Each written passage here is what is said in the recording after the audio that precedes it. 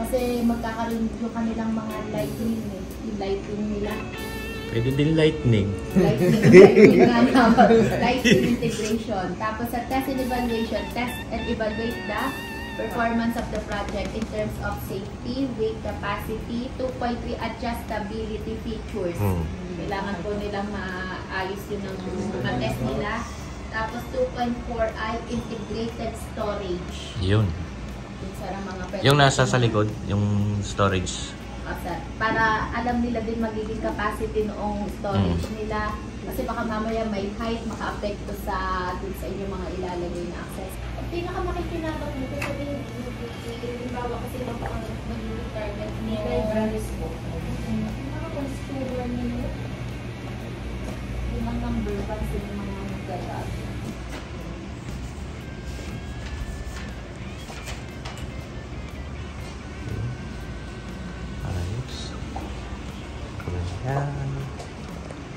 Mga kabayan, no? Kami na-dito na sa depensa ng thesis.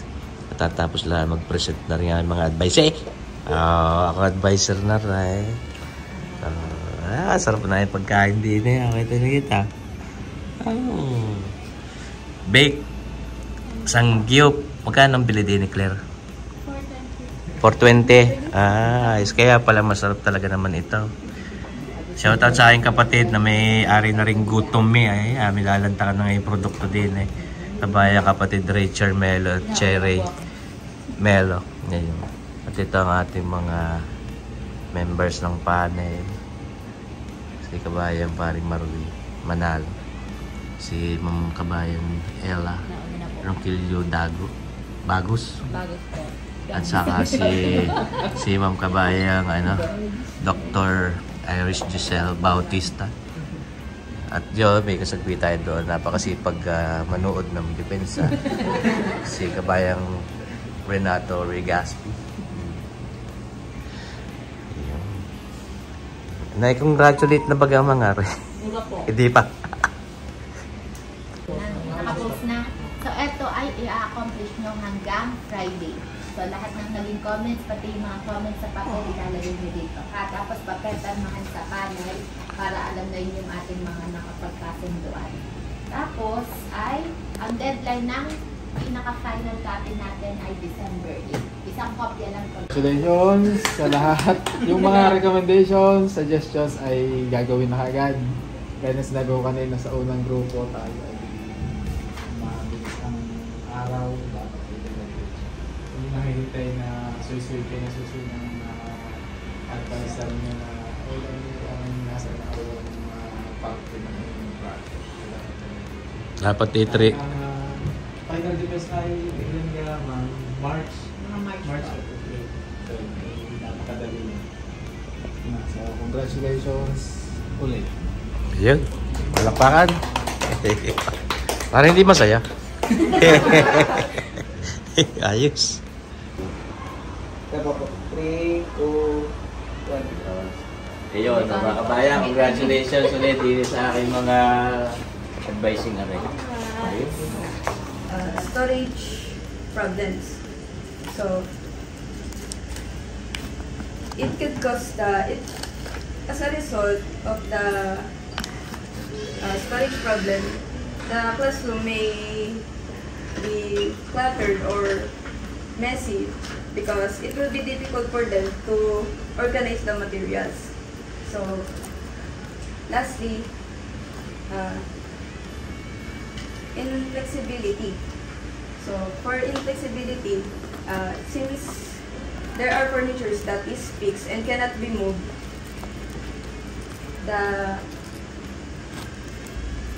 it will limit their teaching methods or it will limit. For the methodology, the figure shown describes the conceptual framework of the research study. Input involves the designing and conceptualization. Proposed design, the versatile wooden chair will be made up of high-quality materials and the wood frame that can withstand the weight up to 120 kilograms.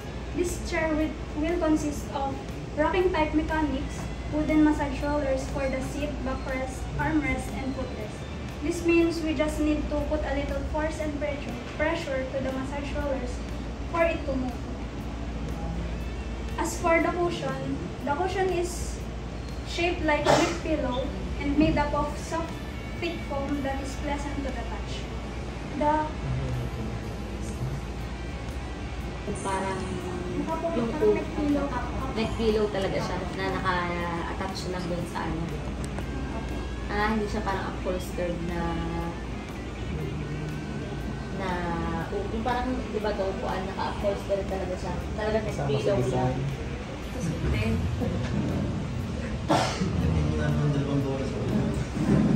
Thank you very much, members of the panel, and congratulations for your successful defense of your title. Yeah. At lahat ng mga suggestions, comments, kailangan i-incorporate nyo dito sa study. Again, ay dire-diretso ang paggagawa. Dahil mabilis ang ating araw, ay maya-maya ay tayo ay 2024 na, final defense na ulit. Again, congratulations. Yay! Kung magagawa namin ang minutes ha. Pero dahil Yo, congratulations! Ayos, mga kabayan. Congrats. Congratulations. Motorcycle Tent Garage. The members of the panel are Ma'am Ella and Ma'am Iris. And the researchers also considered putting allowance on height, length, and width of the surface will proceed to the proposed design that the researchers came up with. And this is the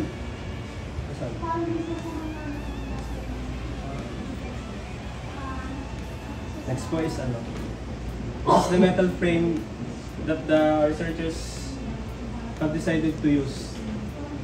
And as you can see, gumamit po kami ng 4 metals para po gawing frame and 9 na braces para po hindi po siya gumalaw-galaw kung hinila.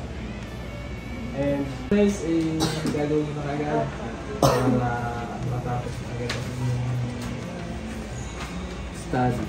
Dahil next year ay magpa-final defense na kayo ng February. Then congratulations again. alam naman na ito'y talagang tinulungan ng advisor. Smile. Smile. Ayun, video tayo. Congratulations sa inyo, mga kabayan. Ayun.